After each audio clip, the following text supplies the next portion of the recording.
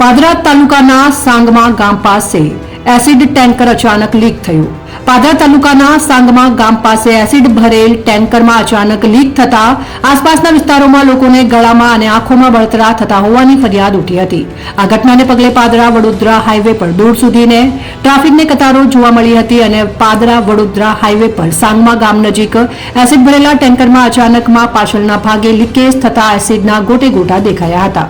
Acid leak થવાને કારણે આસપાસમાં રહેતા રહીશોના આંખોમાં તેમજ ગળાના ભાગે બળતરા થતા હોવાની ફરિયાદ ઉઠવા પામી હતી। મળતી માહિતી મુજબ ટેન્કરે વળાંક લેતા સ્ટીયરિંગ પરથી કાબુ ગુમાવતા ઘટના બની હોવાની પ્રાથમિક માહિતી મળી છે, જ્યાં વિસ્તારમાં રહેતા રહીશોના આંખ તેમજ ગળામાં બળતરા થતા હોવાની માહિતી મળી છે। આ ઘટનાના પગલે પાદરાના સાંગમા ગામ નજીકથી પાદરા સુધી ટ્રાફિક જામ થયો હતો। આ ઘટનાની જાણ થતાં પાદરા પોલીસ સહિત નગરપાલિકા ફાયર ફાઈટર આવી પહોંચી હતી।